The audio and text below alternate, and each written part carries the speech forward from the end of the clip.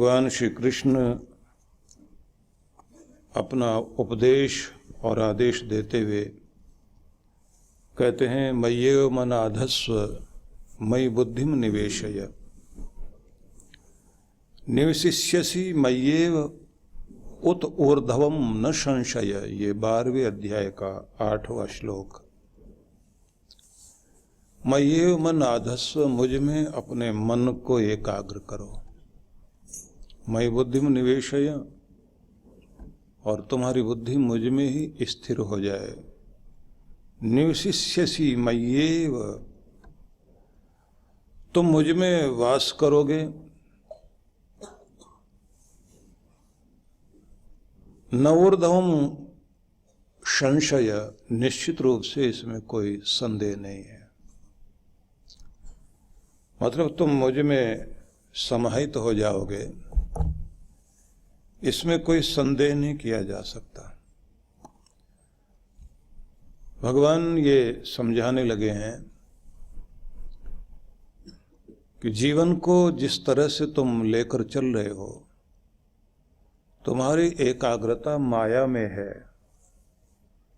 उन सब चीजों में है जो तुम्हारे जीवन में अशांति पैदा करती हैं, लेकिन देखने में वो बड़ी आकर्षक चीजें हैं। सभी स्वाद वाली चीजें स्वास्थ्य देंगी, ये संभव नहीं है। अधिकांश रूप से जो स्वाद और चटपटी महसूस होती हैं, उनका आकर्षण हमें स्वास्थ्य से विपरीत ले जाता है। वे सभी आकर्षण जो हमें एक बार मोहित कर लेते हैं, वो मार्ग और वो आकर्षण कहीं ना कहीं उस गड्ढे में डालते हैं जिससे हम जाल में फंसते हैं। शेर कितनी भी अक्ल रखता हो, लेकिन लालच में लाकर उसे भी फंदे में फांसा जाता है। जानवरों को बांध लिया जाता है। मनुष्य को भी अनेक तरह के प्रलोभन, अनेक तरह के आकर्षण बांधते हैं। लेकिन इस सब को कहा जाता है कि जो विमोहित कर दे, हिप्नोटाइज कर दे, जो भी चीजें जहां हमारी बुद्धि का बस नहीं चलता, बुद्धि भी विमोहित हो जाए, वो सभी चीजें माया से अभिप्रेत हैं। भगवान ने उनको माया नाम दिया।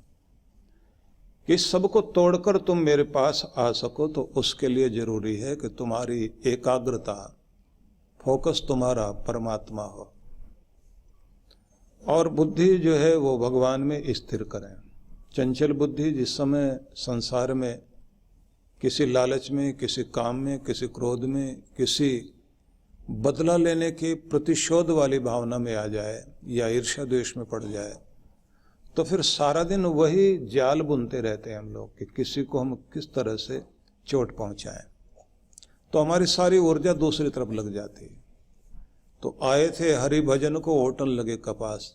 लक्ष्य जीवन का कुछ और था, पहुंच गए कहीं और। करना कुछ चाहिए था और करने कुछ लग गए। हम कितना सारा समय जीवन का इस तरह से व्यर्थ गंवा देते हैं, क्योंकि हमारी बुद्धि स्थिर नहीं होती और मन एकाग्र नहीं होता। जिन लोगों का मन भटकता रहता है, कितने भी टैलेंटेड लोग हों, वो वहाँ नहीं पहुँच पाते जिसके लिए उनको अवसर दिए गए। क्योंकि भगवान जब किसी को सौभाग्य देता है तो वो उसको अवसर प्रदान करता है। अवसरों का लाभ वही लेगा जिसका मन एकाग्र हो सके, स्थिर हो सके, जिसकी बुद्धि टिक सके, जो अपने आप को संभाल सके। विद्यार्थियों के लिए कहा जाता है ना कि नींद भी बाधक है, आलस्य भी बाधक है, और फिर आसपास के आकर्षण बाधक हैं, क्योंकि उस समय उनका भविष्य बन रहा होता है।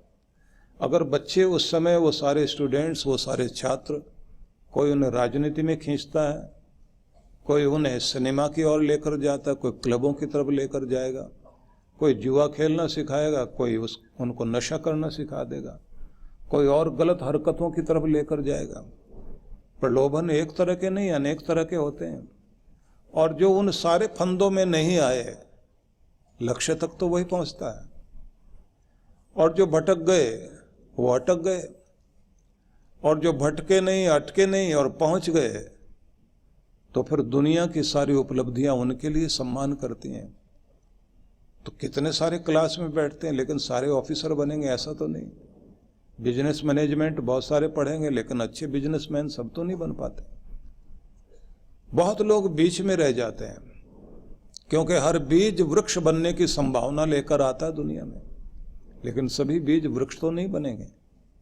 कुछ को चिड़िया खाएगी, कुछ गल जाएंगे। कुछ वो बीज भी तो होते हैं कि जो जमीन पर नहीं गिर पाते, वो पत्थरों पर, कंकरों पर, रेत पर, ऊपर की तह पर पड़े रह जाते हैं, जहां वो पड़े पड़े सूख जाएंगे। आप अगर सही जगह पहुंच गए और आपको अवसर मिल गए तो फिर संभावना पूरी है कि गलें और वृक्ष बने।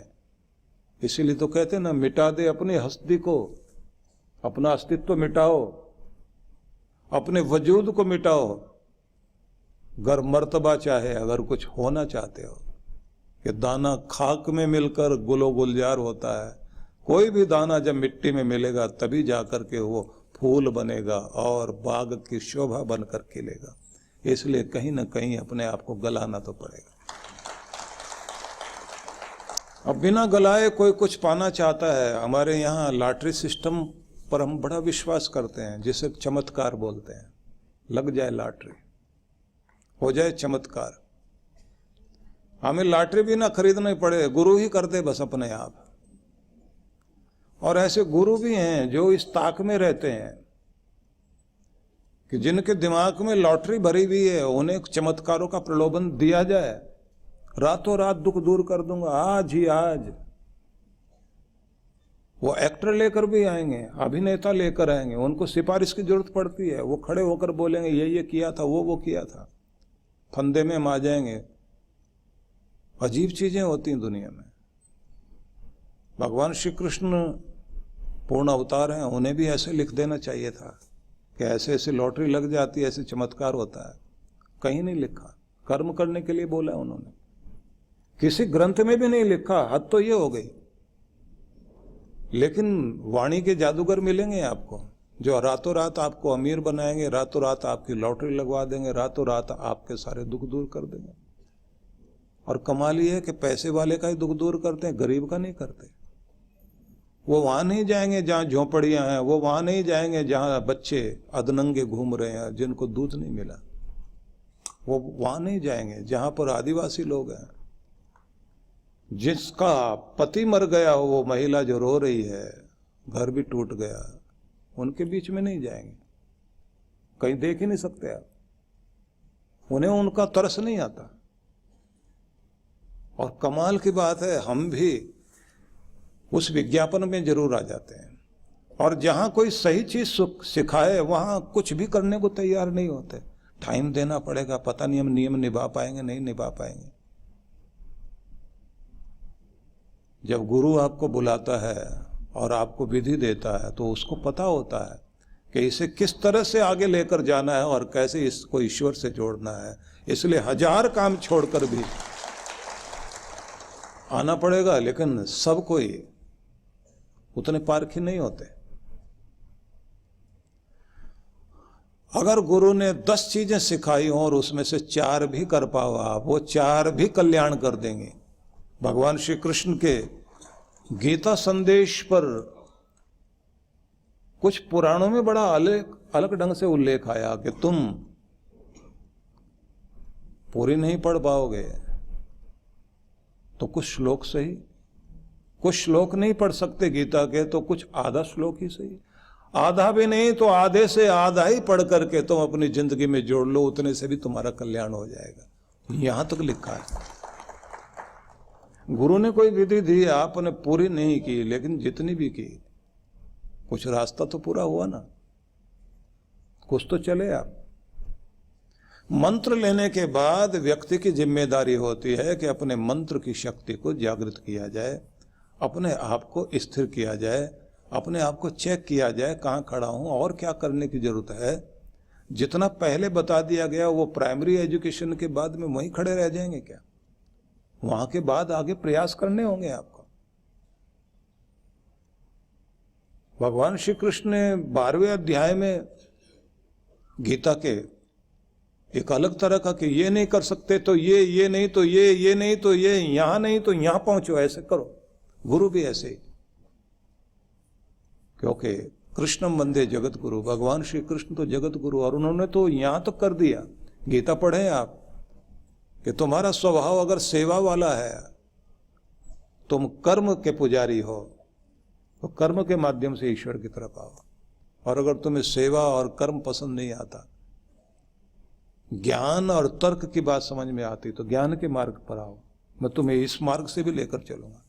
और अगर ये भी नहीं समझ में आता, तुम्हें गाना बजाना, झूमना, गीत गाना, उसका नाम स्मरण करना यही समझ में आता, तो इस मार्ग से आओ।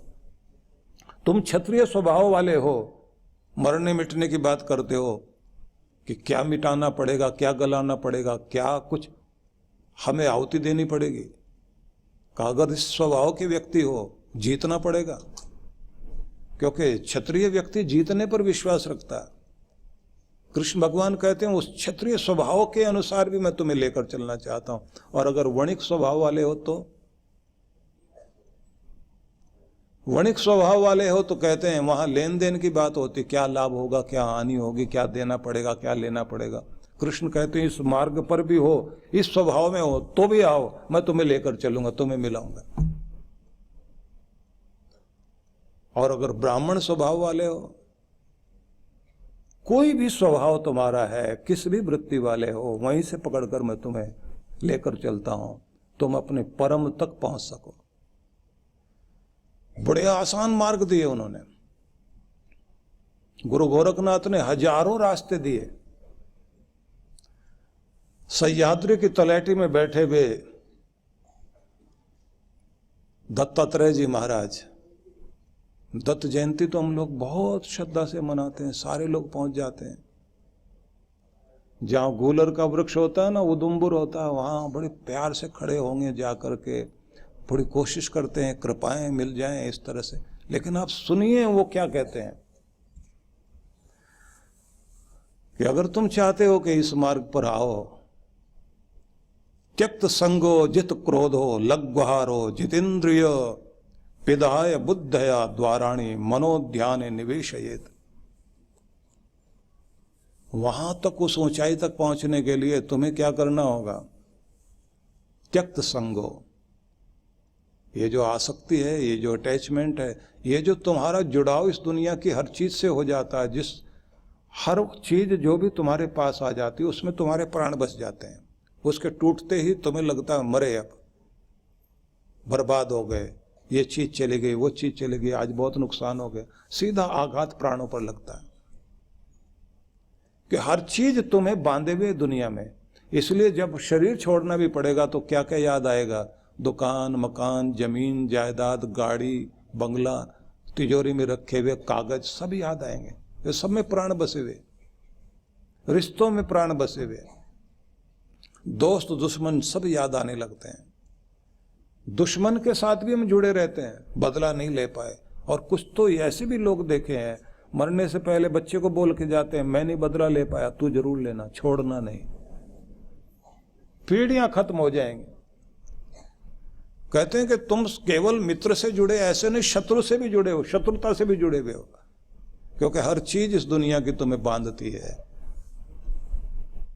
और कमाल की बात कही उन्होंने कि इस सारे पकड़ से बाहर निकलो। और निकलना कैसे? वस्तुएं उठाकर फेंक दे नहीं, उन सब का प्रयोग करो, उनके प्रति प्यार रखो, उनका उपयोग करना सीखो।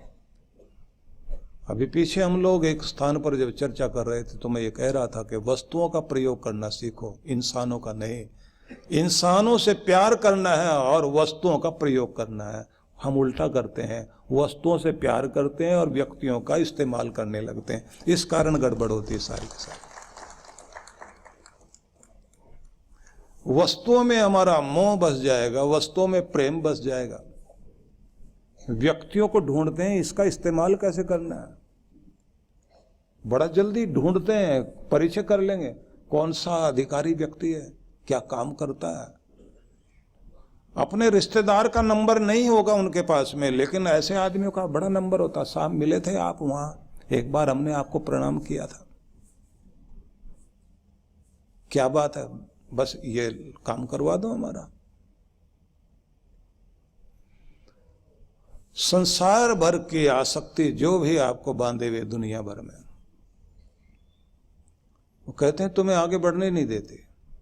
और जबकि तुम इस संसार रूपी सरोवर में कमल की तरह खिलने के लिए आए थे। भगवान कृष्ण ने दो ही अद्भुत उदाहरण दिए हैं, एक तो जनक राज का और एक कमल का। या तो कमल की तरह या फिर जनक विदेह की तरह रहो। राज दरबार में बैठकर भी नाच रंग देखते देखते भी, रेशम के सुंदर वस्त्र पहनते हुए भी वो सबसे ऊपर उठे हुए। सुखदेव महाराज को व्यास ने भेजा था कि जाओ उनसे शिक्षा लो।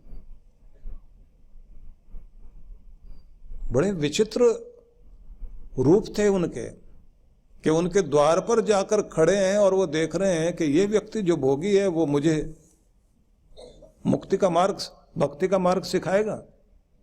देखने में तो नहीं लगता। जिसके सामने नाच रंग चल रहे हो और जो सिंहासन पर बैठा हो और जो किसी का न्याय करते हुए किसी को मृत्यु की सजा देता हो और किसी को मुक्त कर रहा हो, लगता तो नहीं कि ये कोई साधक हो सकता है। और एक बड़ी मजे की बात तो यह है कि आपकी साधना वन में नहीं परखी जाती, इस दुनिया में परखी जाती है। वहां सत्य का प्रयोग करिए आप, क्योंकि वहां झूठ बोलने के लिए कोई है ही नहीं। वहां निर्लोभ होकर आप बैठे मिलेंगे जंगल में, क्योंकि वहां लालच करने के लिए कहीं कोई मौका ही नहीं है। वहां आप जितेंद्रिय महसूस होंगे, क्योंकि वहां पर काम विकार जागने की स्थितियां नहीं है। आपको लगेगा कि हम लोगों ने तो अपने को जीत लिया, लेकिन परीक्षा कहाँ होती? दुनिया में, जहां आपको भड़काया जाए और आप भड़के नहीं, जहां आपको ललचाया जाए आप लालच में नहीं आए, और जहां आपको गुस्सा दिलाया जाए और आप गुस्से में ना आए, और जहां आपकी तारीफ करके आपको फुलाया जाए और आप फूले नहीं, और जहां लोग निराश करने वाले आपको मिल जाएं और आपका उत्साह टूटे नहीं, और जहां आपकी भक्ति को हिलाने वाले लोग खड़े हुए हों, उसके बाद भी आपकी माला नहीं छूटे, तब पता लगता है कि अब आपकी भक्ति सफल हुई। महल की रंगीनियों के बीच सिंहासन पर बैठे हुए विदेह जनक जैसे सहज हैं, कृष्ण भगवान जिस प्रकार का जीवन जीते जीते और एकाएक छोड़कर सब और 12 साल के लिए तप करने के लिए चले जाएं और 1 वर्ष तक केवल बेर खाते हुए तपस्या करें बद्रीनाथ में।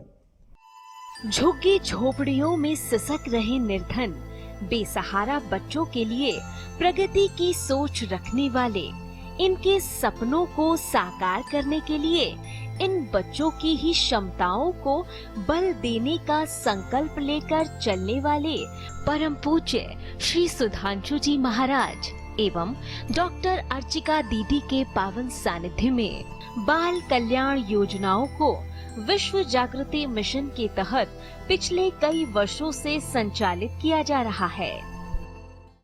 इसके लिए पूज्य श्री द्वारा झारखंड के नक्सली प्रभावित आदिवासी क्षेत्रों रुक्का खूंटी में निर्धन बच्चों के संपूर्ण विकास के उद्देश्य से पिछले कई वर्षों से स्कूल चलाए जा रहे हैं। बच्चे समाज और देश का भविष्य है। इनके उत्थान के लिए यदि आप भी बाल विकास योजनाओं में अपना सहयोग देना चाहते हैं तो ऑनलाइन डोनेशन के लिए लॉगिन करें www.vishwajagritimission.org